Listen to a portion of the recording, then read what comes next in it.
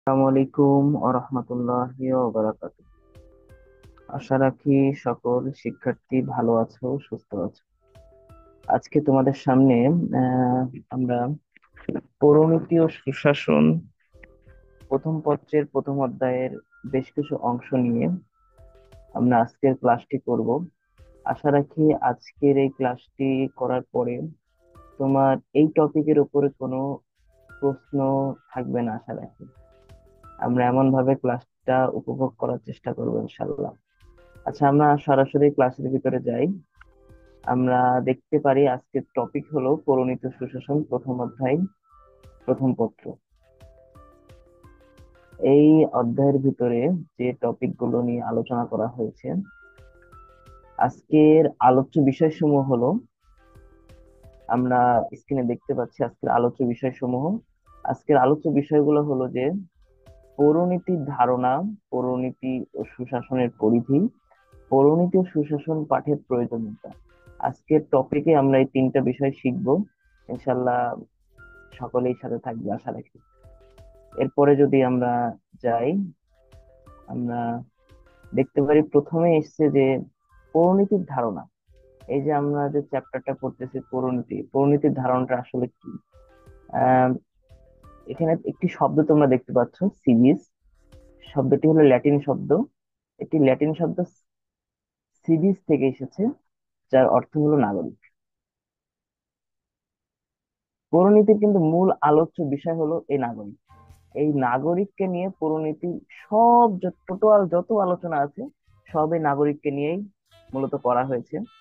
আমরা একটু আগাই, গিয়ে দেখি যে নাগরিক হিসেবে তার যে দায়িত্ব কর্তব্য রয়েছে এবং রাষ্ট্র ও সরকারের গঠন ও কার্যপ্রণালী সম্পর্কে যে বিদ্যায় আলোচনা করা হয় তাকেই সিভিস বা পৌরনীতি বলা হয়।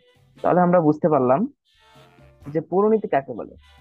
যে বিদ্যায় আহ নাগরিক সম্পর্কে আলোচনা করা হয়, নাগরিকের নাগরিকের জন্য রাষ্ট্র ও সরকার এর যে দায়িত্ব ও কর্তব্য যেখানে আলোচনা করা হয়, সেটাই হলো মূলত পৌরনীতি।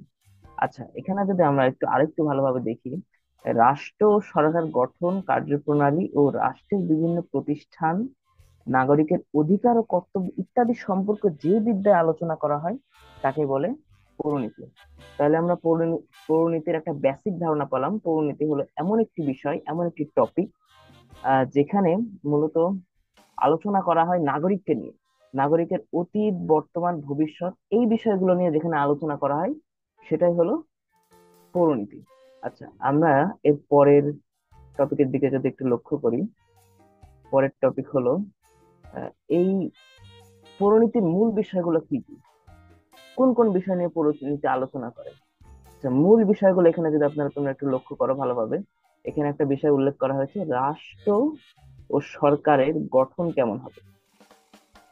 পরিণতি এই বিষয় নিয়ে আলোচনা করে। কোন বিষয় নিয়ে আলোচনা করে? রাষ্ট্র ও সরকারের গঠন কেমন হবে, রাষ্ট্রের শাসন ব্যবস্থা কেমন হবে, আইন ও বিচার ব্যবস্থা কেমন হবে, এবং নাগরিকের অধিকার ও কর্তব্য ও দায়িত্ব।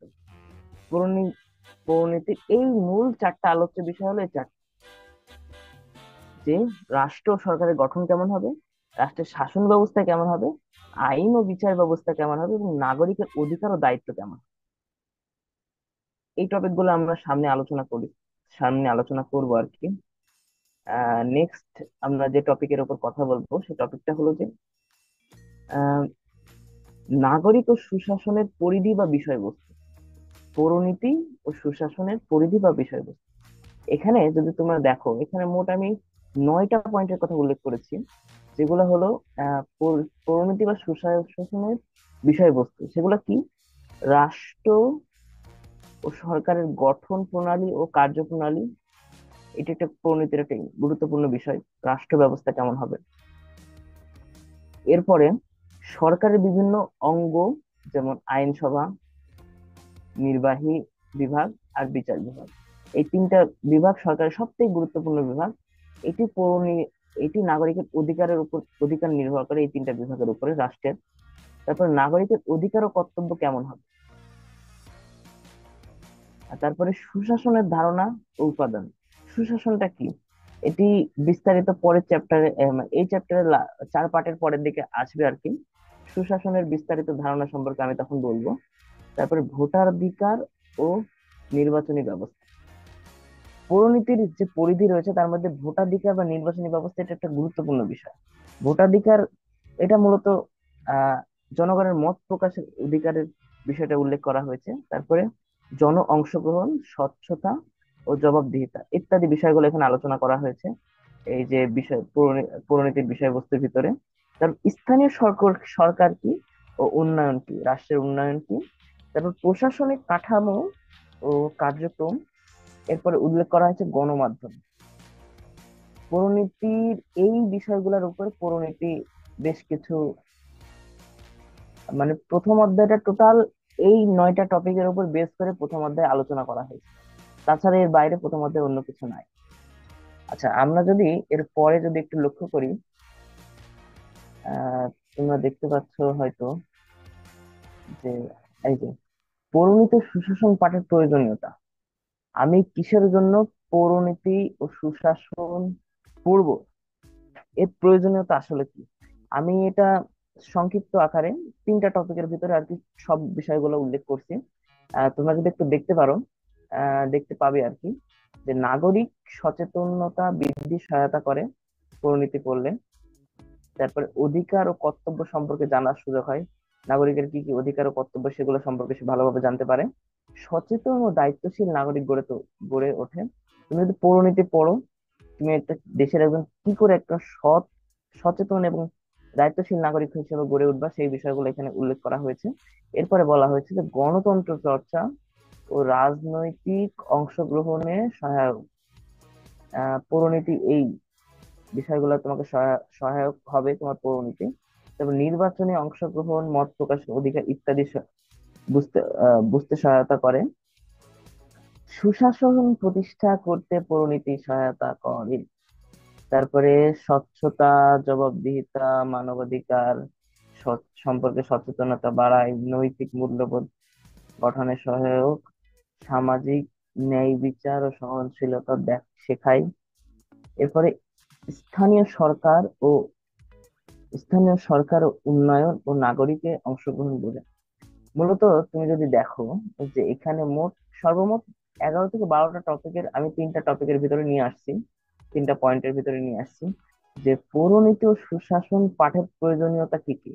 এই প্রয়োজনীয়তার এই বিষয়গুলা সম্পূর্ণ আমি এই 3টা টপিকের ভিতর নিয়ে আসছি। এই 3টা টপিক যদি তুমি ভালোভাবে মনে রাখতে পারো, ইনশাল্লাহ একটা এই এই যে আহ তোমার প্রশ্ন আসতে পারে যে রহিম অমুক একটি সাবজেক্ট পড়ে, তার এই এই পাঠের প্রয়োজনীয়তা কি কি, তুমি তখন এই এই প্রয়োজনীয়তা গুলো যদি তুমি তাদেরকে উল্লেখ করে দিতে পারো যে পরিণতি পড়লে আমার নাগরিকের সচেতনতা বাড়ে, আমার জবাবদিহিতা, স্বচ্ছতা, মানবাধিকার সম্পর্কে সচেতন হতে পারি, এই বিষয়গুলো যদি তুমি উল্লেখ করতে পারো তাহলে তোমার কিন্তু এতে নাম্বার মিস হওয়ার কোনো সুযোগ নাই। আচ্ছা, আমরা নেক্সট এর পরবর্তী পার্টের যে স্বচ্ছতা বা অন্যান্য যেসব বিষয়গুলো আলোচনা করা হয়েছে আমরা সেই সেই বিষয়গুলো আলোচনা করব। আর তোমরা যদি এই আহ বিষয়ের উপর কোনো প্রশ্ন থাকে আমাকে ইনবক্সে জানাতে পারো। আর এই টপিকটা মূলত আমি আজকে 1 থেকে 3 পার্ট পর্যন্ত জাস্ট সংক্ষেপে একদম কথা বলছি। এর উপরে যদি কারোর কোনো বুঝতে অসুবিধা হয় আমাকে ইনশাল্লাহ জানাবা, আমি বোঝানোর চেষ্টা করবো ইনশাল্লাহ। তো এতটুকু বলেই আমি আমার কথা শেষ করছি।